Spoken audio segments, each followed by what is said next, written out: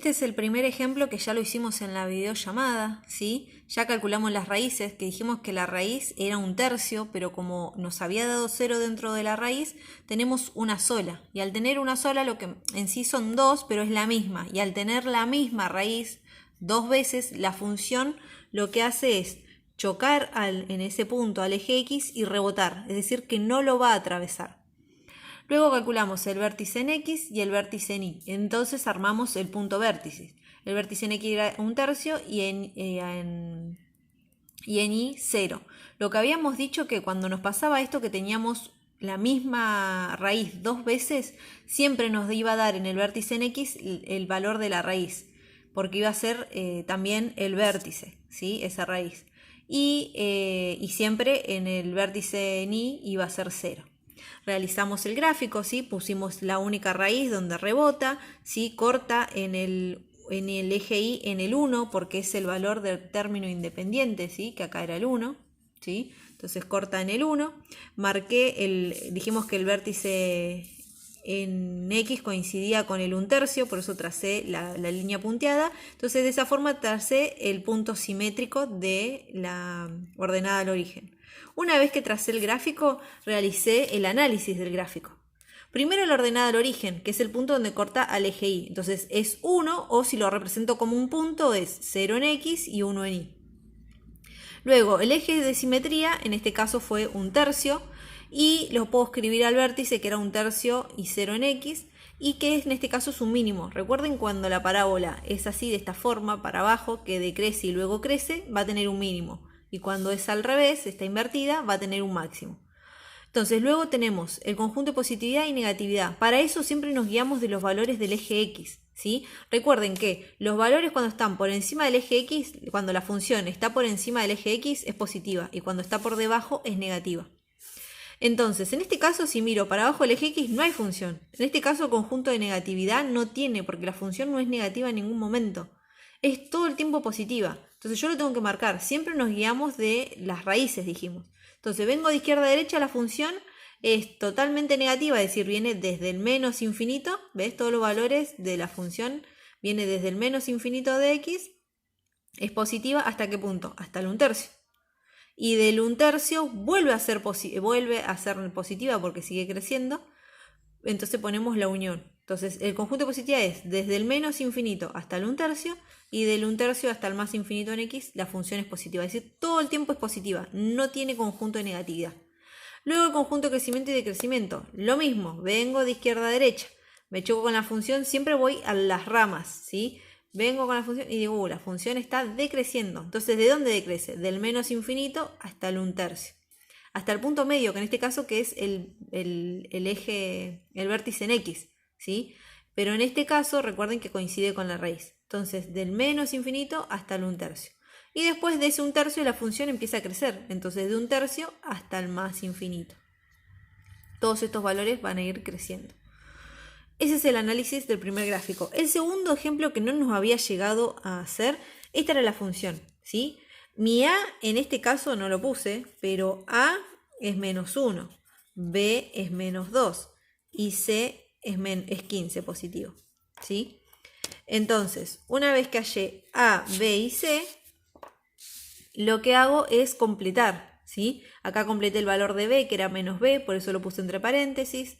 Acá yo ya lo resolví, -2 al cuadrado me da 4, ¿sí? Y ahí fue resolviendo los cálculos hasta llegar a esto, ¿sí? A esto que teníamos 2 más -8 sobre 2.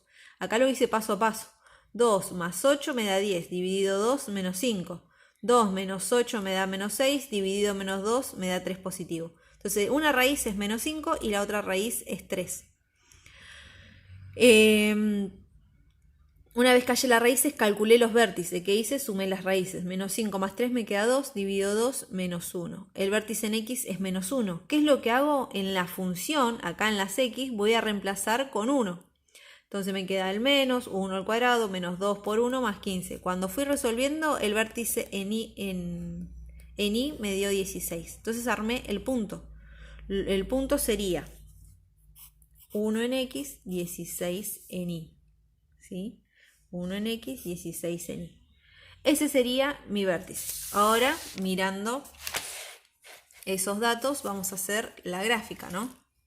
Entonces las raíces eran menos 5 y 3. Entonces armo el eje cartesiano y impuse que en 3 y en menos 5 la función va a cortar al eje X. Luego, después dijimos que el C era 15. Entonces nuestro término independiente es 15, la función en 15, en Y va a cortar al eje Y. Luego puse cuál era el eje de simetrías, que justo nos había dado en menos 1.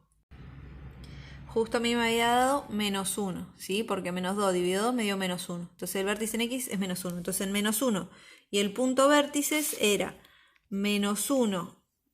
Sí, me había olvidado poner menos. De menos 1 a 16. Entonces me paro en el menos 1 y subo hasta el 16. Este va a ser mi punto máximo. Una vez que ya tengo todos los puntos marcados, me falta el punto simétrico de la ordenada al origen. Me fijo, está a un cuadradito del eje de simetrías, dejo un cuadradito y ahí está mi punto simétrico. Uno de los puntos trazo la función y ahora hago el análisis. La ordenada al origen donde la función corta al eje Y en en Y 15. Los ceros, me faltó poner los ceros, ¿sí? En este caso son... En este caso es 3 y menos 5. 3 y menos 5. Recuerden que lo ponemos en llave. En el anterior también me faltó, ¿sí? En este caso un solo cero tenemos, ¿sí? Si lo ponemos acá, era un tercio, ¿sí? Entonces, una vez que calculé los ceros, tengo el eje de simetrías, que era menos 1. Me faltó el menos. Y acá el punto de vértice, menos 1 y 16. Luego... el conjunto de positiva y negativa lo vamos a calcular juntos. ¿Cuándo la función es positiva? Para acá arriba. Entonces, ¿desde qué punto en el eje X? Desde el menos 5 al 3, porque desde estos dos puntos, del menos 5 a 3, la función está por arriba del eje X. Entonces, la función es positiva. La función es